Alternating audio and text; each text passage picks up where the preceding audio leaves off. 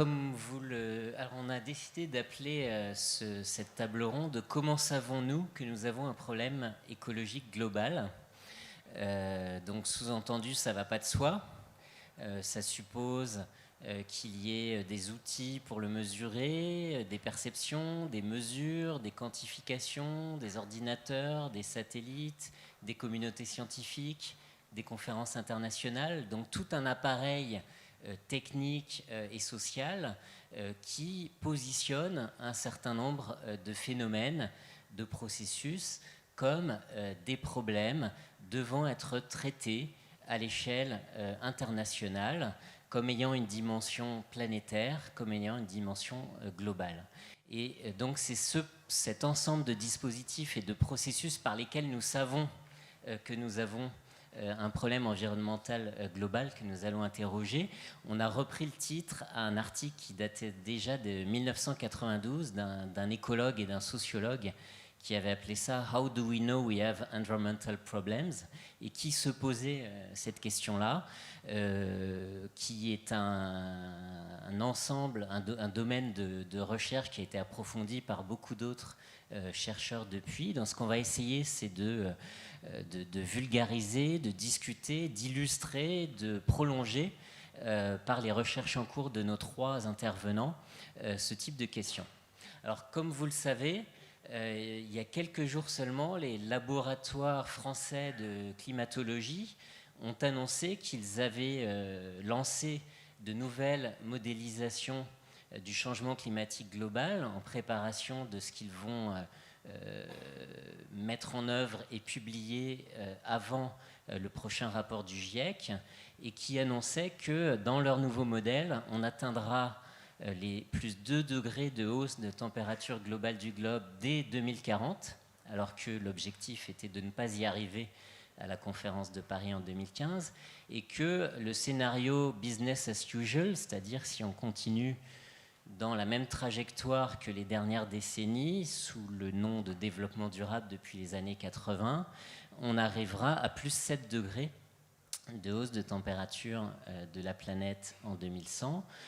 Vous savez aussi que depuis 4-5 ans, il y a un ensemble de scientifiques qui se reconnaissent comme faisant partie d'un domaine qu'ils appellent les sciences du système Terre, qui ont publié dans les plus grandes revues scientifiques l'idée qu'il y aurait 9 planetary boundaries, des frontières planétaires, 9 paramètres de l'état de la planète pour lesquels il ne faudrait pas dépasser un certain seuil de dérèglement, si vous voulez, de dépassement d'une certaine quantité de forêts détruites, une certaine quantité de biodiversité détruite, certaines températures, hausse de température à ne pas dépasser, etc.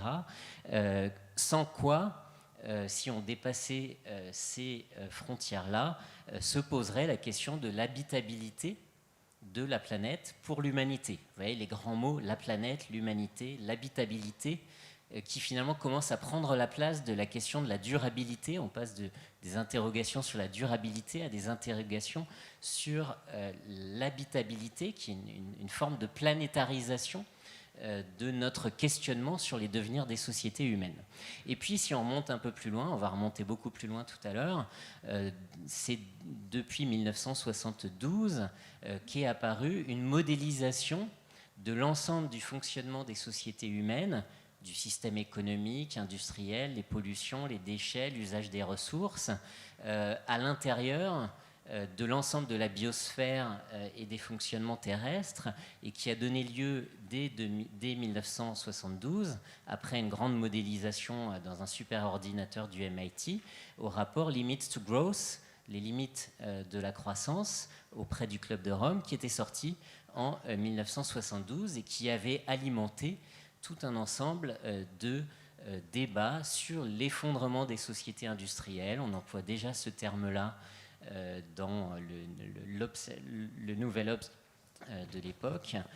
Et donc, rien qu'en prenant ces 3 exemples-là, la température globale du globe, les 9 limites, les 9 frontières planétaires et le modèle du Club de Rome, il est évident que depuis quelques années et quelques décennies, par cet ensemble de savoirs techniques, scientifiques, outillés par des satellites, par des superordinateurs, par des milliers de travail de doctorants, le devenir des sociétés humaines apparaît de plus en plus encastré, contraint par un certain nombre de fonctionnements du système Terre qui posent un certain nombre de contraintes et de déterminismes biophysiques au devenir des sociétés humaines. Alors, par rapport à ça, que peuvent apporter les sciences humaines et sociales? C'est un petit peu ce dont on va parler, avec des intervenants qui viennent de deux laboratoires, l'un qui est le centre de recherche historique, donc à l'École des hautes études, et l'autre qui est le centre Alexandre Coiré. Alors, dans le centre de recherche historique, il y a tout un groupe qui s'appelle le GREN d'histoire environnementale, et dans le centre Coiré, qui est un laboratoire d'histoire des sciences et d'études des sciences, il y a également plusieurs chercheuses et chercheurs qui s'intéressent à l'interface sciences, techniques, environnement, société. Alors, qu'est-ce qu'on peut dire dans une perspective de sciences humaines et sociales face à cette planétarisation de la façon dont on perçoit le devenir des sociétés? Le premier point, il me semble, c'est que ces données qui sont mises en avant par ces chercheurs dans les rapports du GIEC, dans toute une série de publications, sont extrêmement solides, sont extrêmement alarmantes, sont extrêmement contraignantes. On ne peut pas juste les jeter d'une pichenette, comme sur cette affiche, où on a l'impression que finalement, on va se débarrasser de la nature par un petit coup de génie des sciences humaines et sociales et sa puissance à déconstruire toute forme de naturalisation qui s'opère dans les processus sociaux. Nous, en sciences humaines et sociales, on est au-dessus de ça et on va déconstruire l'idée même, la catégorie de nature. Oui, la catégorie de nature est à déconstruire, et je vois qu'il y a Philippe Descola dans la salle, mais par contre, le panel qui est présent aujourd'hui ne va pas vous proposer de totalement ne pas tenir compte, considérer comme nuls et non avenus tous les travaux des sciences du système Terre, de la climatologie, de l'écologie globale, de la géologie, qui nous produisent un certain nombre de données sur les dérèglements planétaires. On ne peut pas s'en tenir en tant que sciences humaines et sociales à une posture de déconstruction, à dire ah oui, mais ce discours sur l'environnement global n'est qu'une construction, il n'y a pas de problème, c'est une forme de naturalisation dangereuse qui contraint les marges de manœuvre politiques, etc. On ne peut pas se limiter là, étant donné les situations de dérèglement que nous connaissons et dans notre dialogue avec les sciences de la vie, de la Terre. Je ne pense pas que ce soit une posture suffisante. D'autant plus que cette idée même de dérèglement climatique, de crise écologique qui a pris une telle ampleur dans le temps et dans l'espace que les scientifiques nous proposent même d'inventer un nouveau terme après l'Holocène, parce qu'ils nous disent qu'on est sorti des cadres et des fourchettes de l'état de la Terre pendant les 12 000 dernières années et qu'on rentre dans une autre époque de la planète. Ce dérèglement, ce déraillement dans l'histoire de la Terre vient percuter, vient réfuter, vient questionner toute une série de valeurs et de croyances de notre modernité. Et notamment une valeur fondamentale depuis au moins 2 siècles, c'est l'idée du progrès. C'est l'idée que les sociétés humaines du futur vont être encore plus libres de définir par elles-mêmes leur devenir, vont être encore plus émancipées de toute contrainte biologique, naturelle, vont être encore plus émancipées des déterminismes hérités du passé. Souvenez-vous, du passé, faisons table rase. Il y a l'idée que si ce n'est pas le cas aujourd'hui, au XIXe siècle, Marx, etc., si il n'y a pas une autodétermination absolue des sociétés à ce moment-là, dans le futur, dans le XXe siècle ou XXIe siècle, tel que Marx le rêvait, les sociétés se construiraient par elles-mêmes, ne dépendraient plus du passé, ne dépendraient plus de toutes ces contraintes du naturel et du passé. Or, qu'est-ce qui se passe avec les évolutions actuelles de la planète? Les sociétés de la fin du XXIe siècle, pour savoir si elles auront une planète à plus 4, plus 5, plus 6 ou plus 7 degrés, et donc un niveau de hausse des océans qui sera de 50 cm ou de 1,40 m. Et donc s'il va falloir évacuer 500 millions de personnes ou beaucoup plus dans les villes, dans les vallées et les deltas du Nil, du Gange, etc. Parce que 50 cm, c'est plusieurs centaines, 50 cm de hausse des océans, c'est plusieurs centaines de millions de personnes qui doivent quitter leur foyer. Donc ce fait de savoir quelles seront les marges de manœuvre des sociétés de la fin du XXIe siècle, quelles seront les marges d'habitabilité de telle ou telle région sur Terre en 2100, ce choix-là ne sera pas le fait des sociétés de la fin du XXIe siècle. Ce n'est pas eux qui vont déterminer. Ça va être des marges de manœuvre qui vont se restreindre et qui résulteront des choix des sociétés antérieures à elles, c'est-à-dire de nous aujourd'hui. C'est-à-dire que les sociétés de 2100 auront peut-être moins de marge de manœuvre pour s'auto-déterminer, pour fabriquer leur propre devenir, que nous en avons aujourd'hui. C'est tout le contraire de la promesse de la modernité, où au contraire, on faisait la promesse, où on avait l'espoir que les sociétés futures auraient plus de marge de liberté, plus de marge d'autodétermination pour s'auto-construire, s'auto-déterminer par elles-mêmes. Donc quelque part, la promesse d'autodétermination du social, qui est une promesse fondamentale de la modernité, se heurte à ce mur des dérèglements climatiques qu'on a aujourd'hui. Or, cette promesse de l'autodétermination du social, elle a été fondamentale dans la naissance des sciences sociales. Durkheim, l'importance, on n'explique un fait social qu'avec un autre fait social. C'est le moment où les sciences sociales s'émancipent de l'anthropologie biologique, des discours sur les déterminismes climatiques, sur les formes sociales, politiques et culturelles des sociétés. Ça a été un moment très important pour le développement des sciences humaines et sociales, mais qui a été basé sur cette hypothèse ou cette croyance dans l'autodétermination des sociétés, et qui a fait qu'on a eu tendance en sciences sociales à n'expliquer le devenir des sociétés humaines, en tout cas les plus avancées, les plus civilisées, parce que lorsqu'on a étudié des sociétés primitives ou médiévales, par exemple pour les historiens, là on faisait des grandes parties sur le milieu, les déterminismes et les contraintes posées par le milieu, mais plus on pensait que les sociétés étaient avancées, développées et civilisées, plus on pensait qu'elles étaient arrachées aux contraintes du milieu, et que donc il n'était plus très pertinent pour penser leur devenir de prendre en compte ces matérialités, ces mille boucles de rétroaction entre humains et non humains pour expliquer le social.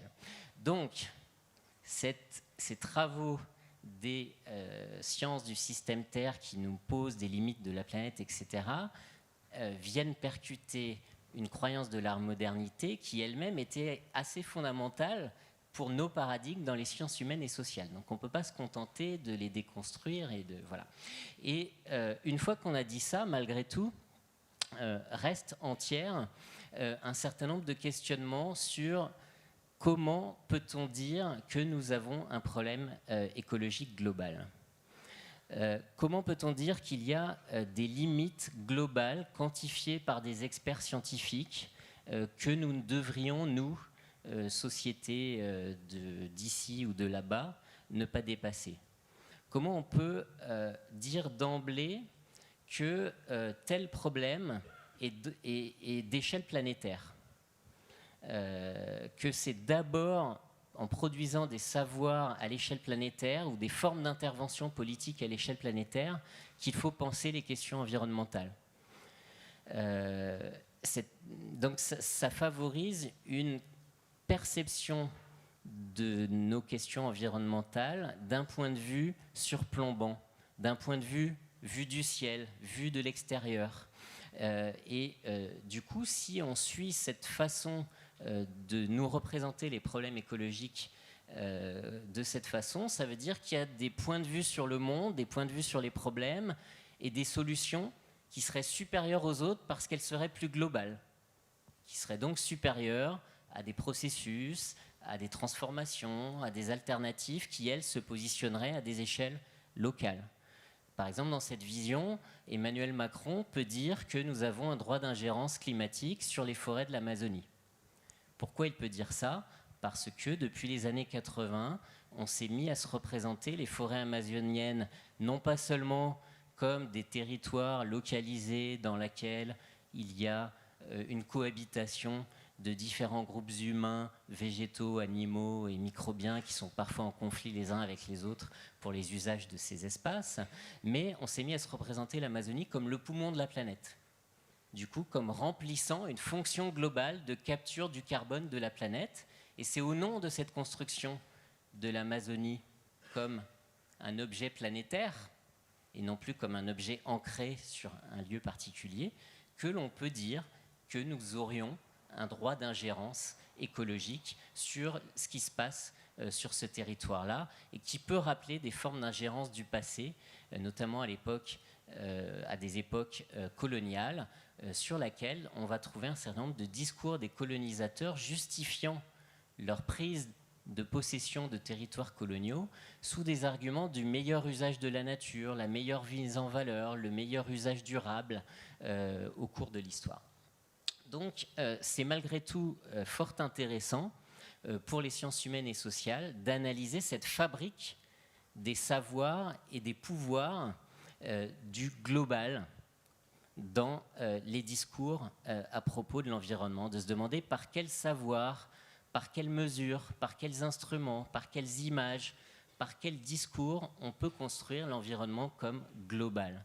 Dans quel lieu ça se fait, dans quelles institutions, avec quels effets de pouvoir, quelles sont les voies, les processus qui sont du coup rendus saillants, rendus visibles, quels intérêts sont entendus dans cette façon de construire les choses comme globales, et inversement, quels sont les phénomènes, les voies et les intérêts qui sont tus, qui sont rendus invisibles par ce cadrage de l'environnement comme une question globale. Donc voilà un petit peu ce que nous vous proposons au menu, avec notamment un rôle important de l'histoire pour venir questionner et dénaturaliser ces constructions de l'environnement global. Et on va faire les choses quasi chronologiquement, en commençant avec Jean-Baptiste Fressoz, qui est historien au Centre de recherche historique, qui est l'auteur d'un livre qui s'appelle L'Apocalypse joyeuse en 2012, d'un autre livre qu'il a écrit avec moi qui s'appelle L'événement anthropocène, et qui prépare un prochain livre et qui va sortir l'année prochaine, qui est déjà écrit d'ailleurs, Les révoltes du ciel, une autre histoire du changement climatique, qui va donc s'intéresser à l'histoire des appréhensions du climat depuis le XVIIe siècle. Bien, merci Christophe. Bonjour à tous. Alors, je vais vous parler très brièvement d'un livre que j'ai mis avec un collègue qui s'appelle Fabien Locher, 7 ans à écrire, donc je ne vais pas tout dire. Je vais simplement dire qu'une partie de ce qui motivait l'écriture de ce livre, qui est donc en fait un livre qui parle d'un grand cycle de débat sur le changement climatique qui a couru du XVIe au XIXe siècle, qui ne portait pas sur le cycle du carbone, mais qui portait sur le cycle de l'eau. Le sujet, ce n'était pas les émissions de CO2, c'était le fait qu'on coupe des arbres et que les arbres jouaient un rôle dans le cycle de l'eau, et ça pouvait avoir des conséquences climatiques. Donc en gros, c'est ça le thème du livre. Un des aspects, qui motivait l'écriture de ce livre, c'était un discours contemporain qui vient des sciences dures, mais qu'on retrouve aussi beaucoup chez les philosophes et aussi chez les sociologues, qui est de dire on vit un moment quand même extraordinaire, on vit un moment de prise de conscience environnementale. Alors ce thème-là, il a été recyclé par toute une série de sociologues plus ou moins célèbres. Alors les plus célèbres, c'est par exemple Ulrich Beck qui explique qu'on est rentré dans une modernité réflexive. Et finalement, le discours de la réalisation du problème climatique et la montée en puissance au niveau médiatique et politique de ce qu'on appelle les sciences du système Terre, des disciplines qui s'intéressent justement à la question de la circulation de la matière, la question du changement climatique, les interactions entre la biosphère, l'atmosphère, etc. Toutes ces sciences très intégrées du globe, elles ont eu un discours très auto-congratulateur, je ne sais pas si on peut dire ça, enfin très satisfait d'eux-mêmes en gros, qui est de dire on a fait une vraie révolution scientifique, on a fait un nouveau paradigme, quoi. On a créé une révolution cosmologique même. Et donc par exemple, un des papes de ce domaine qui s'appelle Schellnhuber explique que le Earth System Analysis, les sciences du système Terre, c'est comme une seconde révolution copernicienne. Et ce discours-là a eu aussi énormément de succès parmi les philosophes, parce qu'évidemment, pour les philosophes, c'est très utile de dire on est en train de vivre un moment extraordinaire de révolution cosmologique, ontologique, parce que ça permet de justifier en quelque sorte leur travail, puisqu'ils doivent nous guider dans ce nouveau moment. Bon. Alors, ce discours-là de grande satisfaction, je trouve qu'il a un côté très dépolitisant, parce que c'est comme si finalement, maintenant qu'on a pris conscience, il va se passer tout plein de choses, quoi. De cette immense révolution d'idées, il va forcément découler tout plein d'autres révolutions utiles et indispensables. C'est impossible de faire de la bonne histoire avec ça, parce qu'évidemment, si nos ancêtres se fichaient complètement de l'environnement, la question de l'histoire environnementale n'a plus grand intérêt. Et politiquement, ça pose aussi un autre problème, c'est que la prétention de la nouveauté des savoirs, c'est aussi une prétention à agir sur la planète. Et très souvent, le discours autosatisfait des sciences du système Terre annonce deux choses, soit la géo-ingénierie, l'idée qu'on va pouvoir agir scientifiquement sur le système Terre pour régler le thermostat du globe, et c'est un petit peu quasiment ce que représente le dessin en dessous dans le texte de Schellnhuber, hein, le spécialiste des systèmes Terre comme médecin de la planète, médecin de Gaïa. Ça peut aussi annoncer des choses encore moins ragoûtantes, qui est le néo-malthusianisme. Et il y a un très fort courant néo-malthusien parmi ces grands spécialistes du système Terre.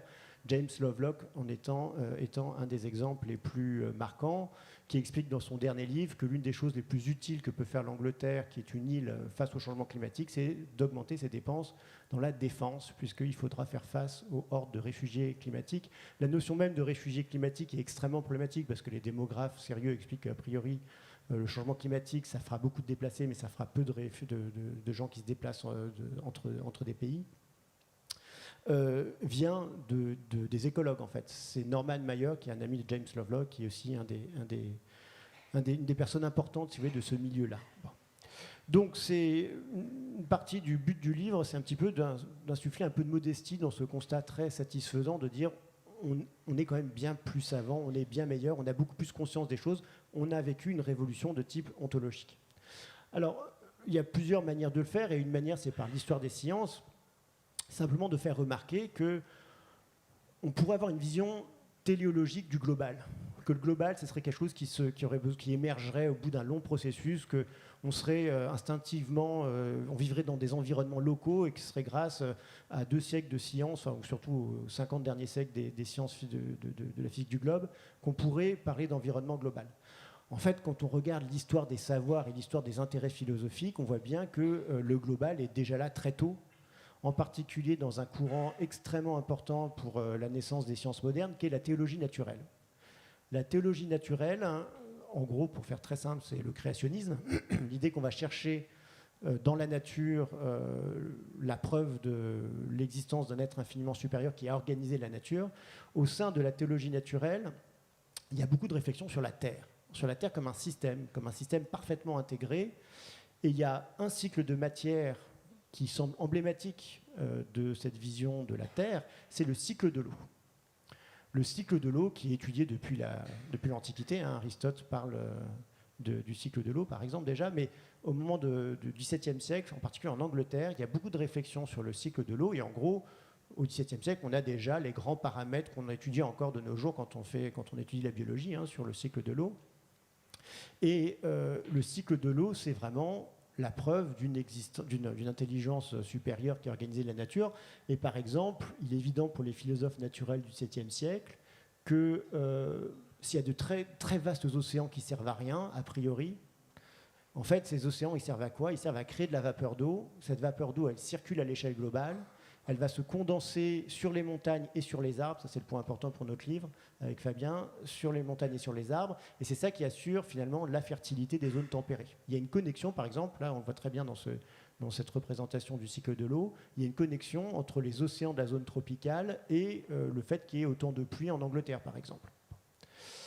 Alors, au sein de cette vision globale donc, du cycle de l'eau, à partir du XVIe, XVIIe siècle, en lien avec la colonisation de l'Amérique, je ne peux pas rentrer dans les détails, il y a une question qui intéresse beaucoup les philosophes naturels, les savants, c'est de dire finalement, c'est quoi le rôle de la végétation dans le cycle de l'eau et qu'est-ce que ça fait que de déforester à l'échelle où on est en train de déforester en Amérique du Nord, par exemple, ou en Amérique centrale.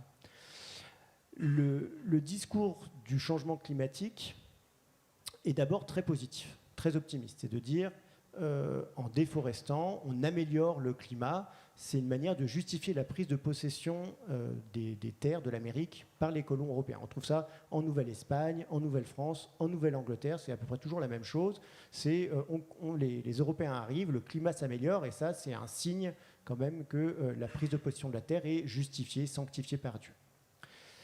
Ce que je trouve intéressant, c'est que ce discours-là bascule à la fin du XVIIIe siècle pour tout un tas de raisons complexes, et on va, pour des raisons qui sont assez françaises en vérité, c'est une histoire assez française à partir de ce moment-là, c'est lié à la Révolution française et à l'angoisse de ce que la Révolution aurait fait sur les forêts. Il y a tout un discours, disons, de type gouvernement des masses, gouvernement de la paysannerie, de dire il faut respecter les forêts, parce que si vous coupez trop de bois, vous allez dérégler le climat et donc attenter à vos propres récoltes. C'est une manière de gouverner, si vous voulez, les usages populaires de la nature après la Révolution. C'est lié à une crise forestière aussi. Je reviendrai sur ces slides après, désolé. C'est lié à une crise forestière. Il y a une grande angoisse à la fin du XVIIIe siècle sur l'épuisement des forêts françaises. Et ça, par exemple, c'est un frontispice qui introduit un mémoire sur comment construire des cheminées plus efficaces. Une question assez basique d'efficacité énergétique, si vous voulez. Comment se chauffer en consommant moins de bois. C'est relié à la question de la forêt française et c'est relié à la question de l'équilibre de la Terre, et que si on coupe les forêts, on coupe ce petit fil qui maintient la Terre en équilibre et qui risque de tomber bien bas si on coupe ces forêts. Alors, il y a plusieurs points importants à faire. Le point, je dirais, le plus original dans ce qu'on a fait avec Fabien, c'est un des points, c'est en tout cas qu'on a regardé un petit peu tous les savoirs qui sont produits dans le cadre de ce débat-là sur le changement climatique. Et ce qui est frappant, c'est de voir que c'est des savoirs qui, pour l'époque, sont à peu près au sommet de ce qu'on pouvait faire, j'ai envie de dire. À l'époque, c'était les meilleurs savoirs possibles, j'ai envie de dire, sur le changement climatique.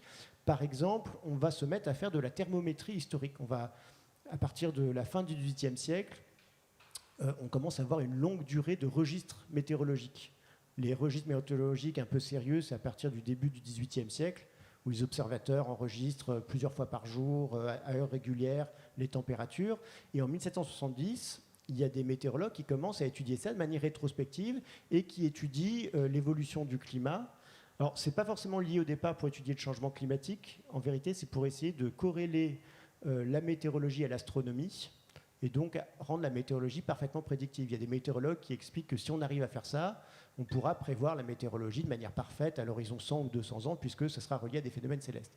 Mais ce faisant, par exemple, un Italien qui s'appelle Giuseppe Toaldo montre qu'il y a eu un refroidissement assez considérable à Padoue, trop important sans doute par rapport à ce qui s'est vraiment passé, il parle de 4 degrés Réaumur, mais ce constat-là, ça entre en interaction avec plein d'autres théories, par exemple la théorie de Buffon, du refroidissement progressif du globe.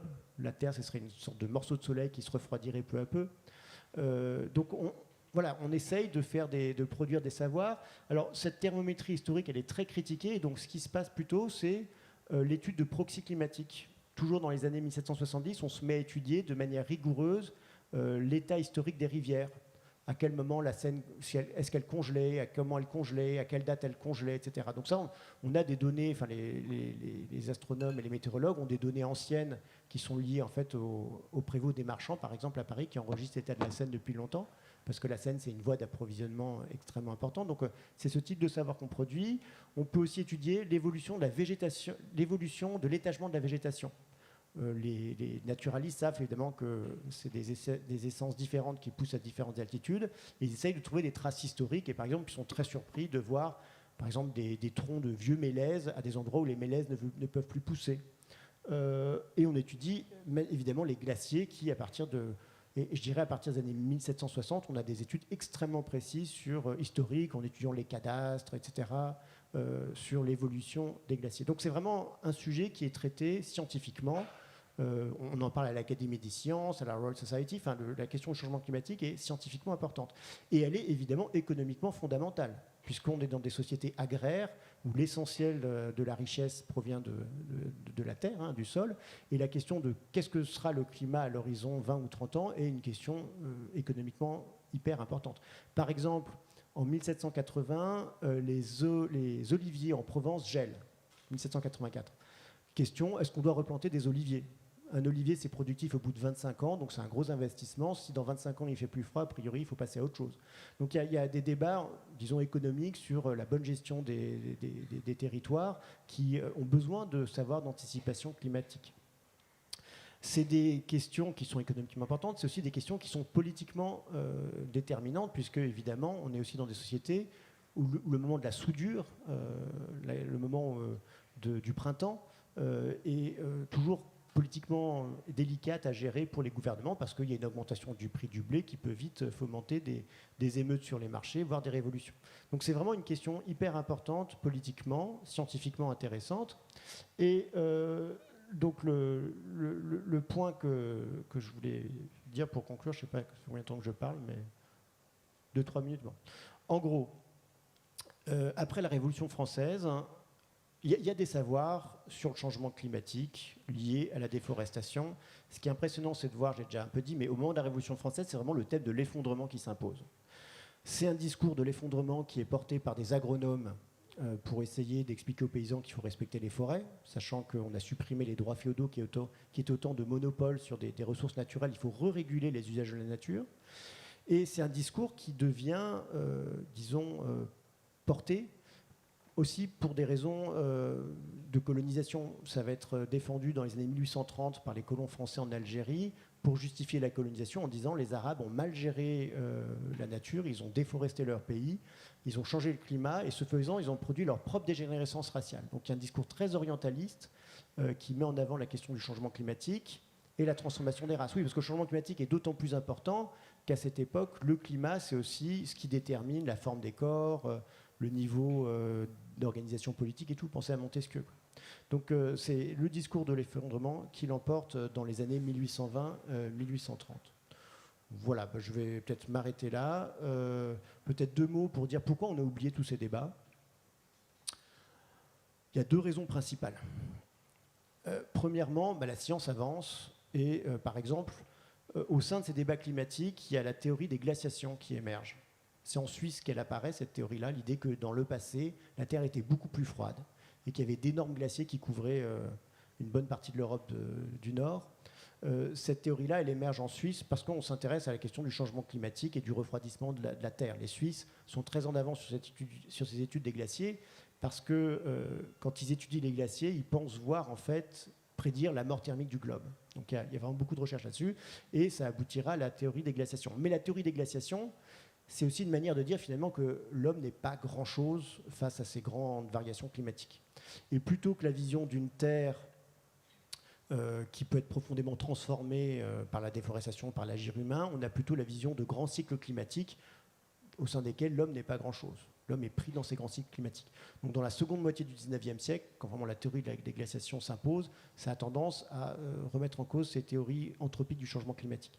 Puis il y a une autre raison qui est sans doute plus fondamentale, c'est que dans la seconde moitié du 19e siècle, je ne sais pas si c'est une forme d'arrachement, mais il y a une forme en tout cas, disons, de désintérêt vis-à-vis du climat. On le voit très bien dans les archives départementales.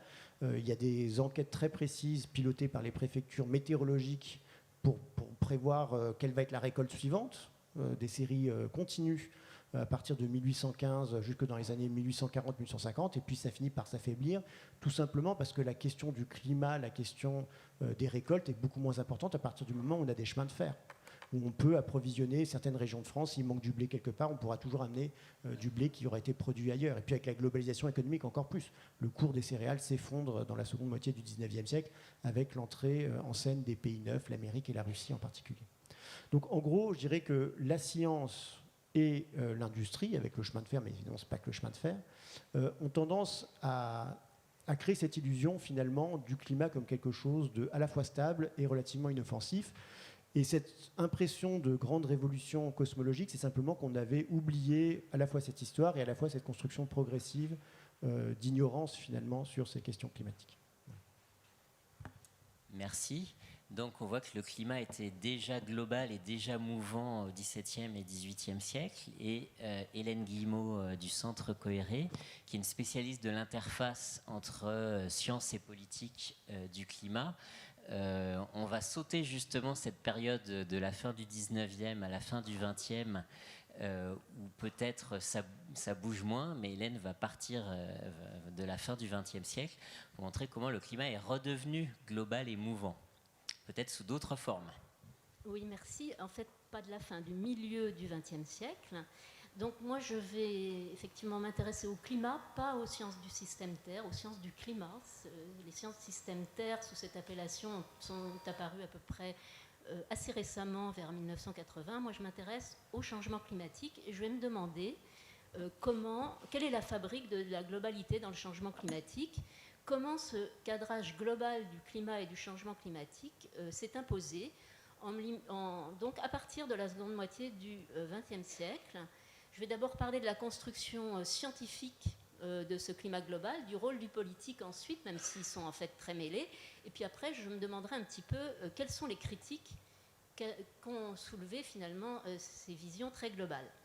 Donc la carte que vous voyez ici, ce n'est pas une carte du climat global, c'est une carte des climats régionaux, absolument classiques, tels qu'ils ont été définis vers 1880 par Vladimir Köper, dans un ouvrage qui a été réédité pendant plus de 50 ans. Et la climatologie, à cette époque, c'était une science statistique, empirique, qui étudiait des types de temps dans différentes régions du monde. Climat méditerranéen, climat, etc. Bon, certains l'ont peut-être appris à l'école. En France, jusqu'aux années 60 ou 70, la climatologie, c'est une sous-discipline de la géographie physique. Et le climat, en fait, est étudié plutôt comme, en fait, les causes d'autres phénomènes agricoles ou urbanisme, etc., que comme ce qui sera plus tard, c'est-à-dire la conséquence de facteurs physiques. Alors, si la climatologie est en quelque sorte régionale, en revanche, la prévision météorologique est globale, ou relativement globale, si je puis dire, depuis assez longtemps. Les stations d'observation de météo sont les premières utilisatrices de la communication des télégraphes, tout simplement parce qu'on s'est aperçu que les dépressions et les tempêtes se déplacent et sont relativement prévisibles à condition de disposer de mesures réparties sur une grande partie du globe, en Europe en l'occurrence. Et l'Organisation météorologique internationale est mise en place dès 1873 pour standardiser, harmoniser les mesures et les transmissions. Donc c'est une des premières, pas la première, mais une des premières organisations scientifiques internationales. Et à l'époque, la prévision consistait essentiellement à suivre des trajectoires de perturbations sur des cartes. Tu peux me passer le... Merci. Alors, les choses, évidemment, vont changer avec l'avènement des ordinateurs. La modélisation par ordinateur, elle a une de ses premières utilisations, c'est précisément la prévision du temps. En fait, dès la fin des années 40, les ordinateurs, les tout premiers ordinateurs, comme on voit ici, ont été utilisés pour les tout premiers modèles de prévision, et c'est la première utilisation après les bombes nucléaires. Les ordinateurs permettent des calculs longs, des calculs difficiles, et de rassembler un très grand nombre de données. Et c'est comme ça qu'ils ont réussi, que la prévision par ordinateur a rejoint la météorologie dynamique, c'est-à-dire la théorie du déplacement des masses d'air, et la climatologie. Les trois se sont réunis dans une seule discipline, qui est la météorologie. Donc ces modèles, les premiers modèles de prévision, sont pratiquement tout de suite globaux. Les tout premiers, en fait, recouvrent seulement la surface des États-Unis, mais très vite, ils sont globaux, simplement parce que prévoir le temps dans un pays, ça suppose qu'on ait des données d'observation sur toute la planète à cause de la vitesse de circulation de l'atmosphère. dès le milieu des années 50, donc très peu après, les mêmes chercheurs qui avaient mis au point les premières prévisions numériques du temps, aux États-Unis à Princeton, c'est dans le laboratoire de Princeton, sur l'ordinateur que vous avez vu tout à l'heure, là, dans la dernière diapo, développent avec pratiquement les mêmes algorithmes qui sont en fait des simplifications des équations de la mécanique de fluide adaptées à l'atmosphère, développent les premiers modèles de circulation de l'atmosphère qui sont les ancêtres des modèles de climat et qui sont évidemment globaux puisque cette circulation est planétaire. Donc, les grands traits de la circulation atmosphérique, en fait... les grands traits de la circulation atmosphérique sont donc étudiés à l'échelle planétaire dès les premiers modèles de climat, mais en fait, ils l'étaient déjà depuis qu'on étudie la circulation de l'atmosphère au XVIIIe siècle, donc bien avant les ordinateurs, comme vous voyez sur le schéma. Donc, si les modèles numériques sont des très puissants instruments dans la globalisation du climat, ce ne sont pas les seuls, évidemment. L'effet de serre du CO2, qui est connu depuis le début du XXe siècle, mais qui n'est considéré comme vraiment dangereux et préoccupant pour l'avenir de la Terre que bien plus tard, à la fin des années 70, a été néanmoins une préoccupation d'un climatologue et océanologue qui s'appelle Roger Revelle, américain. Et dès 1957, Roger Revelle propose de mesurer le CO2 de l'air et un de ses étudiants, David Keeling, conçoit et installe à Hawaï, en haut du volcan Mauna Loa, le premier instrument de mesure du CO2 qu'il a mis au point, qui est très astucieusement, et dont la courbe montre de façon extrêmement claire l'accroissement de la concentration du CO2 dans l'atmosphère. Donc, c'est ce qu'on appelle la courbe de Keeling, et c'est devenu une icône du changement climatique et une icône de la du caractère global de ce changement. Parce qu'en fait, en mesurant le CO2 en un seul lieu, en haut de ce volcan, on a d'emblée une mesure globale en raison du fait que la concentration du CO2 est à peu près la même partout. Alors, en fait, évidemment, comme toujours en science, ce n'est pas tout à fait vrai. La concentration du CO2 varie localement, selon qu'on est près de forêts, près d'agglomérations, etc. Mais en se mettant en haut du volcan, on a quand même, et avec un instrument très perfectionné, on arrive à avoir une concentration qu'on peut considérer comme globale. Et en fait, cette image de la globalité, elle est ici redoublée. Elle est redoublée par les oscillations annuelles que vous voyez et qui témoignent du cycle global du carbone dans la végétation terrestre, qui tous les ans, la végétation absorbe du CO2 au printemps, le relâche en automne, et on a ici une autre image de la globalité du climat. Donc les molécules de CO2, elles se mélangent très vite à l'atmosphère, à l'air, elles circulent autour du globe, et le réchauffement par effet de serre est donc bien global, indépendant du lieu d'émission du CO2, et aucun lieu sur la Terre n'échappe à ce réchauffement global, même si en fait les manifestations de ce réchauffement, elles, sont beaucoup plus locales et beaucoup plus différenciées.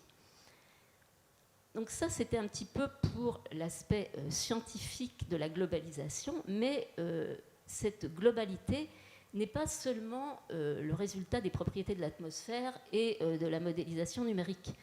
Elle a aussi été façonnée par la politique, et tout particulièrement par la politique des États-Unis. Alors les modèles, évidemment, ils ne fonctionnent pas tout seuls, ils s'appuient sur des mesures et des observations, et dès le lendemain de la Seconde Guerre mondiale, et en fait jusqu'aux années 70, c'est beaucoup les gouvernements et l'armée américaine qui ont favorisé les avancées des sciences de la Terre. En ces années qui sont des années de menace de guerre totale, les États-Unis considèrent qu'il est stratégique pour eux de connaître leur environnement physique et l'environnement physique de l'ensemble du globe. Et les budgets militaires états-uniens financent très largement l'exploration et l'instrumentation des pôles, des océans, de l'atmosphère et même de l'espace. Mais il n'y a pas seulement une logique de guerre. À côté de cette logique, la politique étrangère américaine juge aussi la coopération scientifique internationale comme cruciale pour la prospérité et la sécurité des États-Unis. la science est promue à cette époque comme neutre, apolitique et véhiculant des idéaux de liberté qu'il faut répandre face à l'URSS. Et donc, ce sont à la fois des années de guerre froide et des années d'internationalisme scientifique.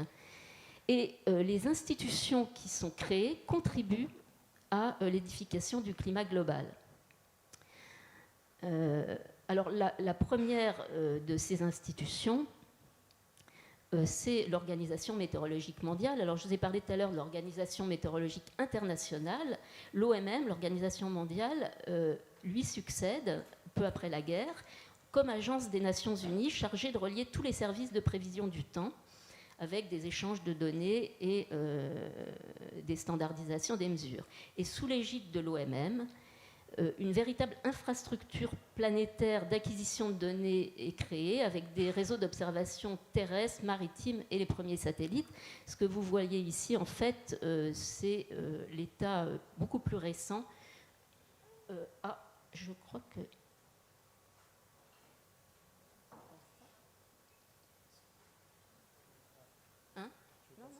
Voilà, c'était ça. Hein.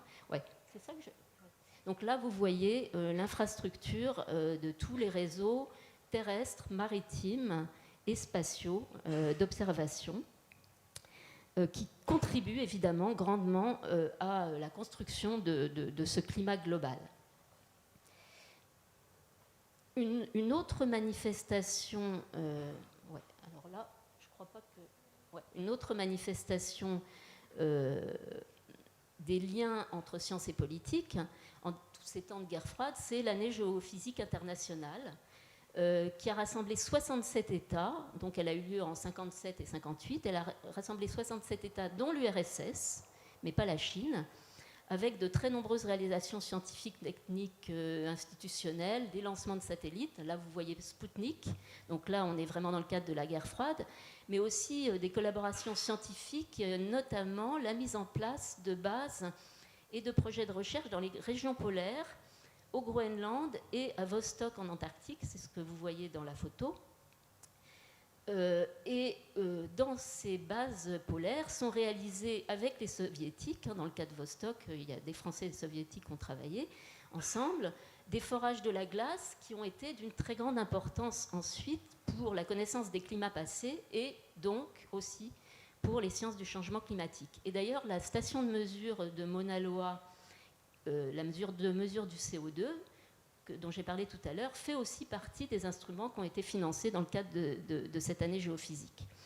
Une autre manifestation, mais je vais aller peut-être plus vite, scientifique internationale qui a contribué à cette globalisation, c'est le programme scientifique GARP. GARP, ça veut dire Global Atmospheric Research Program, qui a été lancé à l'initiative du président Kennedy en 1961. Même si le programme lui-même, les expériences ont eu lieu plutôt dans les années 70, qui a été soutenu par les plus grands scientifiques et météorologues qui ont beaucoup poussé la mise en place d'un système d'observation atmosphérique globale. Et d'ailleurs, il a été aussi très important pour la climatologie française, puisque le premier grand laboratoire de climatologie, laboratoire de météorologie dynamique à Paris, a été créé en 1968, en grande partie pour prendre part à ce programme. Et le LMD développera des satellites d'observation en lien avec le CNES, des réseaux d'instruments de mesure. Là, on voit le lancement de ballons pour l'observation dans des régions où il y avait peu d'instruments, et le premier modèle numérique de climat français dont est issu le modèle actuel qui a donné les résultats dont Christophe a parlé. J'ai pas tout à fait. Donc, alors je continue pour dire qu'ensuite, les questions d'environnement ont pris de l'importance à partir des années 70, est créé le Programme mondial de recherche sur le climat, qui prend la succession de GARP et qui va lui aussi jouer un rôle absolument déterminant dans la globalisation du climat, en coordonnant tous les efforts des communautés scientifiques mondiales sur le climat. Et par exemple, c'est sous l'égide de ce programme que sont coordonnés et intercomparés tous les résultats des modèles de climat du monde entier. Et donc, ces modèles qui forment la base des rapports du GIEC. Et en 88 est créé le GIEC, justement, sommet aussi de la globalisation du climat. Puis en 92, la Convention cadre du climat, qui va organiser les COP chaque année, dont vous voyez ici quelques exemples.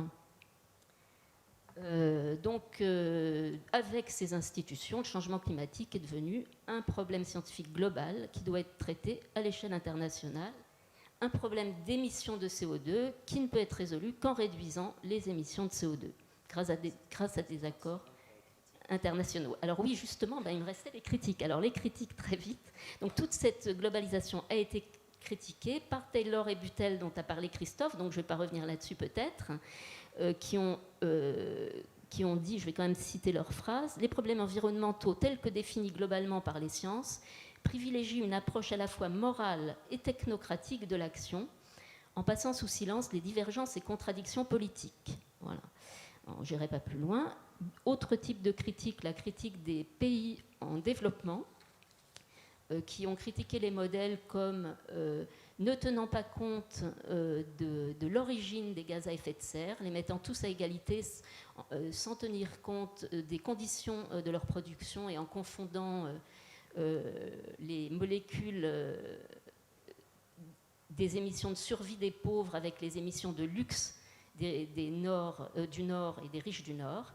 Autre critique, celle des géographes, qui ont un petit peu dénoncé la simplification, une méconnaissance de la variabilité, de la complexité, de la multiplicité des phénomènes, l'attribution au seul changement climatique d'évolutions qui ont des causes plus complexes.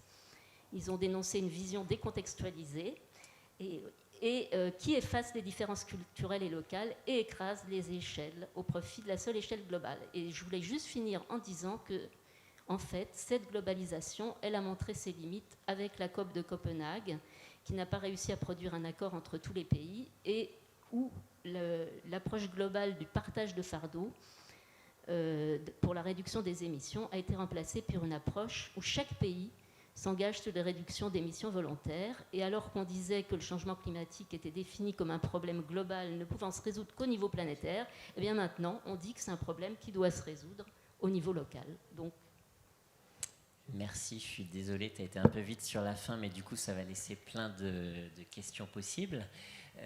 Et donc, notre dernier intervenant à la table ronde est Sébastien Grevsmuhl, qui est chercheur au Centre de recherche historique et qui a écrit un livre, c'était 2015, qui s'appelle « L'invention de l'environnement global ». Pardon ?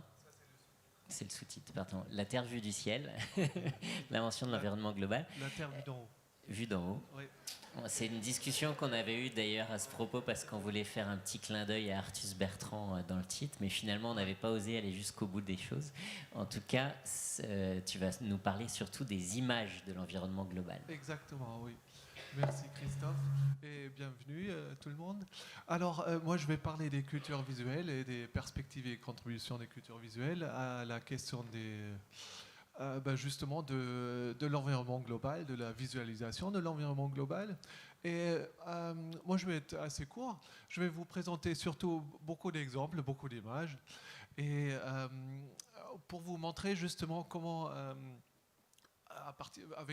dans une perspective historique, comment on a construit cet environnement global dans différentes manières, de différentes façons, et aussi dans des traditions différentes. Je vais vous montrer différentes traditions, parce qu'il y a aussi des continuités dans ces perspectives visuelles que j'aimerais bien vous montrer aujourd'hui. Je vais commencer par une tradition qui est celle de l'isoligne, parce que la ligne de contour, que vous connaissez tous de vos cartes de randonnée ou de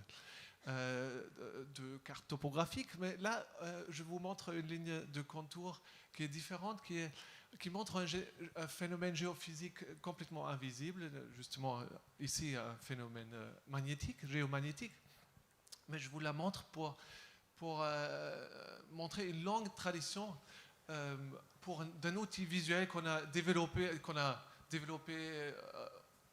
relativement tôt et qu'on utilise jusqu'à aujourd'hui dans les projections climatiques. Alors, l'isoligne, elle a été beaucoup popularisée par Alexandre de Humboldt au début du 19e siècle, quand il a justement introduit cette carte sur l'hémisphère nord, où il montre justement ces fameux isothermes, où il montre justement des bandes climatiques, si on veut. L'une des premières cartes, justement, qui m'ont basé sur pas beaucoup de mesures. Là, à l'époque, on utilisait peut-être il a utilisé une cinquantaine de mesures pour produire cette carte de température globale, si on veut. Mais ça, c'est d'ailleurs aussi le grand avantage de l'isoligne ou de la ligne de contour. On ne sait pas combien de mesures il y a derrière. Vous pouvez produire. Elle crée l'illusion de mesures continues sur un espace relativement grand. Et pareil, quand on passe après vers les cartes des isothermes qui sont en lien aussi avec l'agriculture, parce que Humboldt il s'intéressait bien sûr pas seulement aux isothermes, mais il s'intéressait aussi bien sûr à la géographie des plantes et les productions agricoles. Et ces productions agricoles, elles ont été mises bien sûr tout de suite en lien avec les isothermes, avec les isolignes et les zones climatiques. Et ici, un exemple où on a poussé un peu plus loin cette analyse de Humboldt pour faire déjà une carte plus globale. Et vous voyez aussi que les isothermes ils deviennent de plus en plus ondulés, avec plus de mesures qu'on intègre. Et cela va se poursuivre tout au long du 19e siècle, où ces cartes vont se complexifier. Des régions vont être plus accessibles aussi pour des nouvelles données. Et on se retrouve finalement dans les rapports du GIEC d'aujourd'hui, ou les plus récents rapports, où vous avez bien sûr le même outil qui est utilisé toujours dans les projections climatiques, aussi maintenant pour les climats futurs. Et les climatologues les utilisent régulièrement et on les connaît bien sûr aussi pour d'autres phénomènes géophysiques, pas seulement pour le climat, mais comme vous voyez ici, aussi en bas ici, on utilise bien sûr le même outil visuel pour les précipitations. Vous avez la même chose bien sûr pour la température de la surface de la mer, mais pour toutes sortes de phénomènes géophysiques globaux, et bien sûr aussi dans plein d'autres disciplines scientifiques où il s'agit de visualisation scientifique, on l'utilise aussi bien sûr. Alors ça c'est juste pour montrer qu'on peut écrire un peu une longue histoire d'outils visuels de la pensée globale en termes géophysiques. On peut l'écrire bien sûr aussi pour la Terre vue de l'espace, cette Terre imagée. Jean-Baptiste Fressoz, il a montré un globe suspendu on a vu déjà un exemple beaucoup plus précoce, mais dans cette tradition-là où on voit la Terre dotée d'une atmosphère comme une planète vivante, ce sont des images relativement récentes qui datent seulement du 19e siècle. Il y a une historienne de l'art qui s'appelle Elsa de Smet. Elle en a écrit un peu cette histoire dans son livre Voir l'espace, où elle retrace un peu l'histoire justement de vues de la Terre de l'espace, et notamment aussi en conjonction avec justement avec la Lune au premier plan, et on essaie justement de montrer la grande divergence entre la planète morte de la Lune et la planète vivante Terre. Et on peut aussi écrire une histoire comme ça, bien sûr, avec au XIXe siècle, c'est bien sûr les astronomes qui sont aussi très engagés pour la popularisation des sciences, qui vont montrer bien sûr beaucoup de ces images de la Terre vue de la surface lunaire, quitte à l'époque encore la Lune est encore avec beaucoup de montagnes, comme vous voyez, c'est encore un espace un peu mystique, qui qui se poursuit aussi en Allemagne avec Max Meyer qui va utiliser ça pendant ses démonstrations à l'Urania et qui va se poursuivre avec Lucien Rudeau qui est un peu l'inventeur du space art, c'est-à-dire d'un style esthétique particulier pour montrer ces mondes extraterrestres qui perdurent jusqu'à Stanley Kubrick avec Odyssée de l'espace et que la NASA utilise encore aujourd'hui quand elle va montrer des mondes ailleurs, comment on va explorer. Est-ce que c'est des mondes possiblement habitables, etc. C'est disons, on peut écrire cette lignée esthétique, comme l'a fait Elsa de Smet, justement, pour cette imagination du global, parce qu'en effet, il s'agit ici aussi, bien sûr, de voir la Terre de loin, justement en contraste à cet espace extraterrestre complètement inhabitable et austère à la survie humaine, bien sûr. Et quand Stanley Kubrick quand il a fait son film Odyssée de l'espace, il était déjà plein dedans dans l'époque spatiale, dans la course à la Lune et les images imagées, c'est-à-dire cette space art, ce courant esthétique de l'art qui montre la Terre de loin, a été remplacé bien sûr par des objets, par des documents, une documentation prise de l'espace avec des photographies. Et justement ici la première photographie spatiale réalisée avec une V2 dans le Nouveau-Mexique aux États-Unis. Quand on a récupéré les V2 de l'Allemagne, on les a amenés aux États-Unis pour justement faire des programmes conjoints militaires avec des universités qui ont lancé justement ces expériences qui ont un produit à côté, c'était justement des sous-produits, c'était aussi des vues de la Terre vue de loin de l'espace.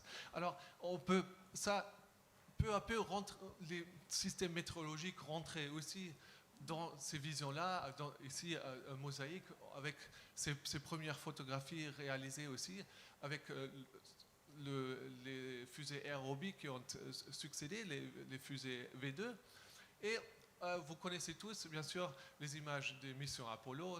C'est un peu avec le lever de terre et la terre, la bille bleue de Apollo 17, qui sont devenues un peu, bien sûr, les images du mouvement environnementaliste, les icônes du mouvement environnementaliste, mais elles n'ont pas seulement une lecture simple, elles n'ont pas proposé une lecture très uniforme, mais on a bien sûr imaginé en même temps, ça a inspiré des projets beaucoup plus technocratiques, des projets du contrôle total de la Terre.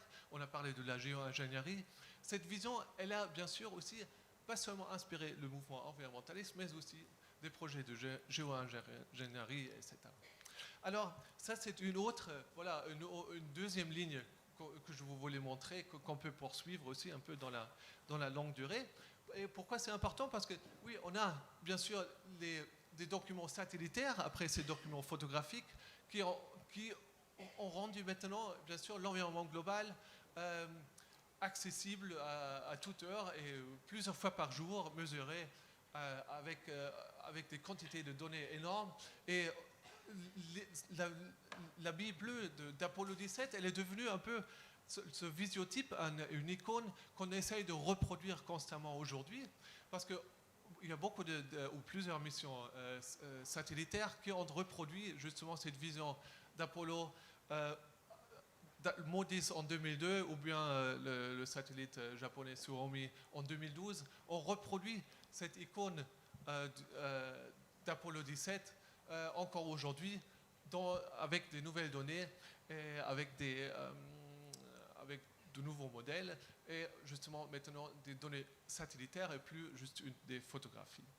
Et pourquoi c'est important? Parce que bien sûr on montre évidemment, comme ici, pas seulement il y a la bille bleue, maintenant il y a aussi la bille noire, c'est-à-dire où on montre les grandes agglomérations pendant la nuit, ou bien on utilise le même modèle dans les fameuses planetary boundaries, les limites planétaires que Christophe Bonneuil il a mentionné dans l'introduction, c'est l'arrière-plan, bien sûr, de toute vision globale sur la Terre. Et elle est aussi le modèle pour, par exemple, elle était le modèle pour comment visualiser le trou de la couche d'ozone, comme ici dans ces images-là, où depuis la création du Scientific Visualization Studio de la NASA dans les années 90, quand on a pris, bien sûr, ces modèles globaux, disons, ça s'inscrit bien sûr dans cette même tradition de vision globale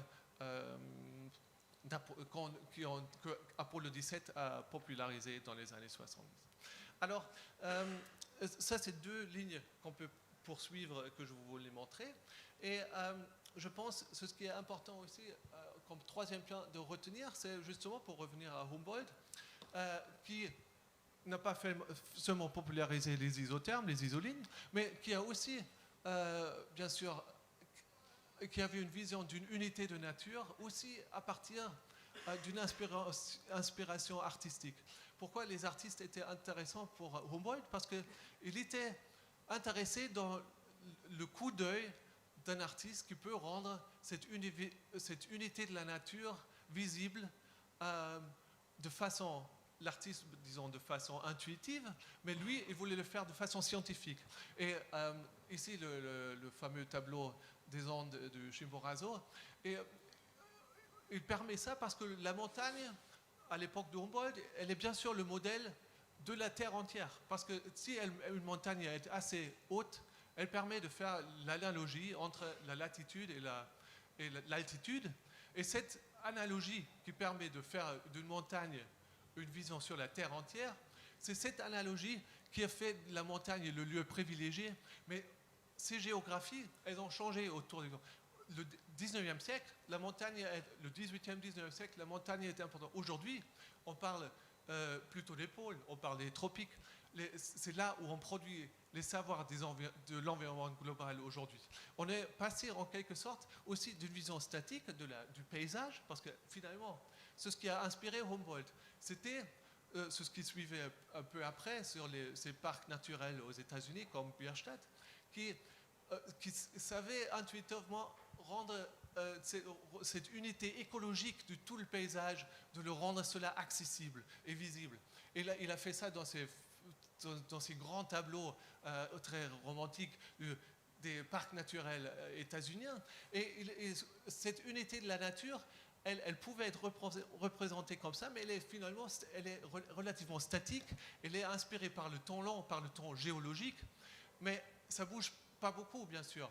Or, aujourd'hui, on est passé à une vision beaucoup plus dynamique. On est passé du paysage à des visions beaucoup plus globales, c'est-à-dire d'en haut. On a quitté en quelque sorte la vision du paysage pour aller vers l'auteur et pour quitter un peu la Terre pour la voir d'en haut.